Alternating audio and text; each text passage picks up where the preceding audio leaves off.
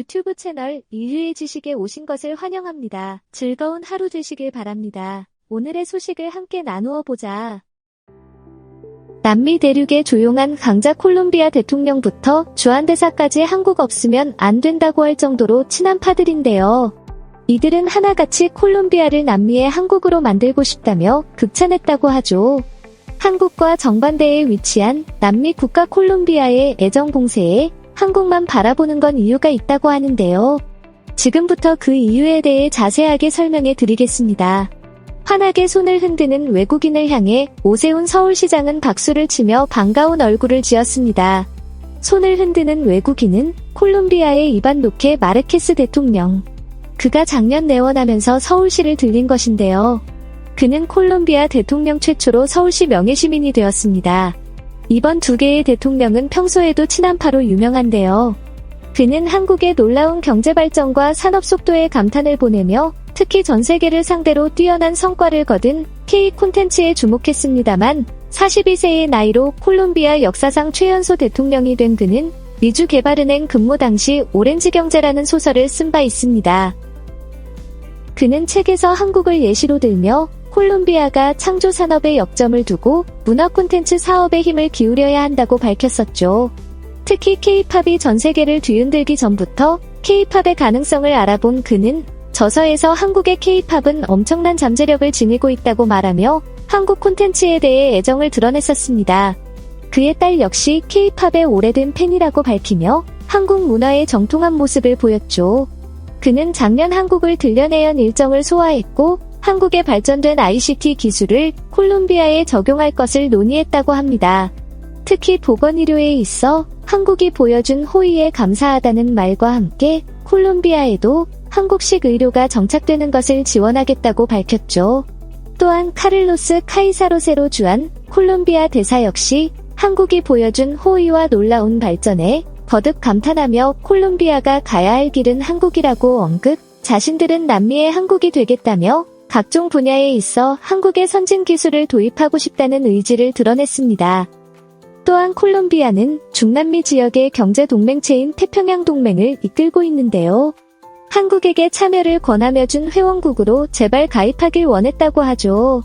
향후 태평양 동맹에 한국이 가입하게 된다면 지금보다도 더 중남미 지역 수출에 탄력이 붙을 것이라고 전망이 됐는데요. 과분할 정도로 한국에게 큰 호의를 베푸는 콜롬비아 대통령과 관료들. 대체 왜 이들은 한국을 향해 뜨거운 사랑을 보내며 한국에게 다양한 혜택을 주려고 하는 것일까요? 그것은 한국과 콜롬비아 사이의 오래된 관계 때문입니다. 콜롬비아는 과거 6개월 전쟁 때 참전했던 혈맹으로 많은 콜롬비아인들이 한국을 위해 목숨을 바친 역사가 있습니다. 한국과 콜롬비아는 형제국가라고 볼 수 있죠. 한국에게 있어 가장 아픈 역사로 남아있는 6.25 전쟁 생면부지의 한국을 돕기 위해 많은 다국적 군인들이 전쟁에 참전해 뜨거운 피를 흘리며 한국의 민주주의를 위해 싸웠죠. 서유럽 국가는 물론이고 아프리카 국가들까지 분연히 나서 숭고한 이상인 자유를 위해 싸우며 한국을 위해 헌신했는데요. 참전 국가들 중 한국인들이 잘 모르는 국가가 있습니다. 바로 콜롬비아인데요. 남미 국가들 가운데 유일하게 6.25 전쟁에 참가. 총리는 4,314명에 달하는 군인들이 열심히 싸웠고 163명이 이 전쟁에서 사망하는 등 한국에게서 은혜를 갚아야 할 국가입니다.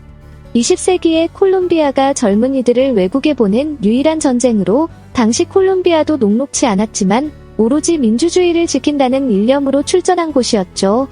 미군 24사단 예하에 편입된 이들은 금성 진격작전은 물론이고 김화 400고지 전투골목 오지 전투 등 6.25 전쟁에 있어 중요한 순간을 한국인들과 함께 동고동락한 이들이었습니다. 절대 후퇴하지 않는다는 모토로 전쟁 때마다 혁혁한 공을 세운 이들은 고국으로 돌아가서 전쟁 영웅으로 대접받았습니다. 한국 역시 이들을 기억하고 콜롬비아 참전용사들에게 영웅 대접을 하고 있죠. 콜롬비아 국방부 건물 안에 들어가 보면 석가탑 모양의 참전 기념탑이 세워져 있고 과거 6.25 전쟁을 잊지 않겠다는 문구가 남겨져 있습니다.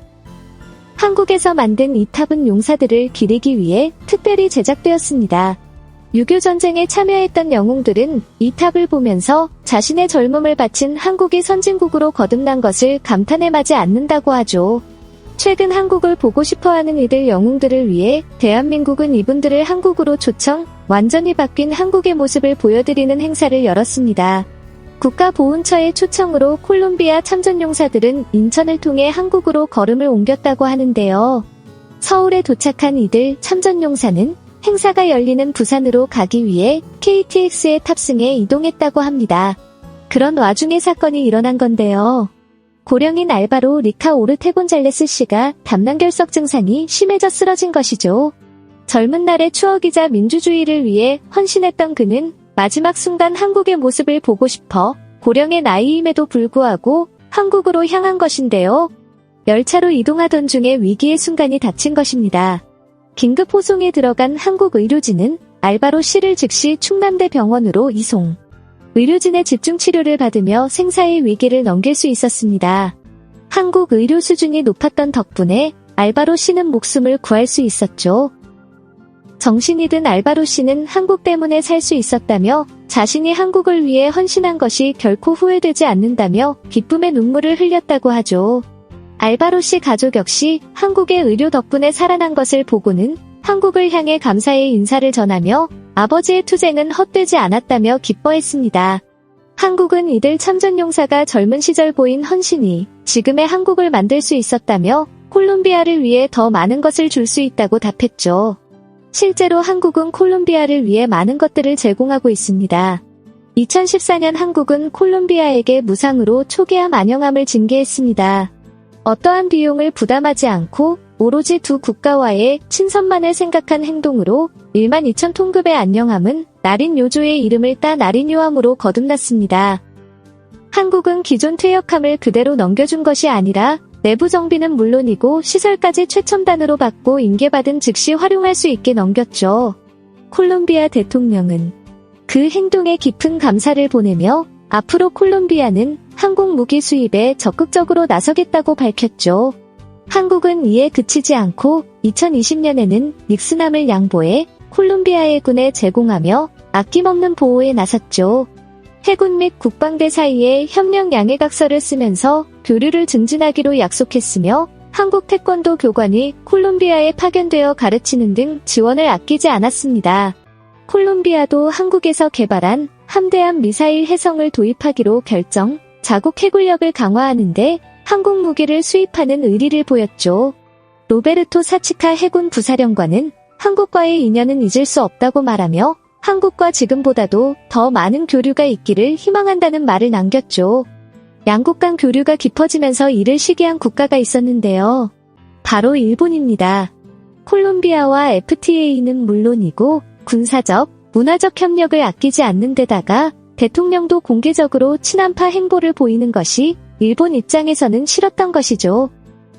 일본의 행동에 콜롬비아 역시 불쾌감을 보인 것은 마찬가지였습니다. 은혜를 잊지 않고 계속해서 협력하는 한국과 달리 일본은 콜롬비아에게 말만 지원한다고 약속할 뿐 어떠한 구체적인 지원을 하지 않고 있습니다. 게다가 태평양의 후쿠시마 원전에서 나온 오염수를 방류하겠다며 일본이 나서자 태평양 연안국인 콜롬비아는 일본 행동을 비난하며 태평양 연안국들이 공조해 일본의 무절제한 행동을 막아야 한다고 나섰죠. 한국과 다른 일본인의 태도에 콜롬비아는 한국과의 협력을 강화하며 형제의 의리를 지키고 있는데요. 앞으로도 콜롬비아가 한국과 깊은 인연을 이어가기를 바라며 70년이 넘는 우정이 100년 이상 지속되기를 바라겠습니다. 시청해주셔서 감사합니다.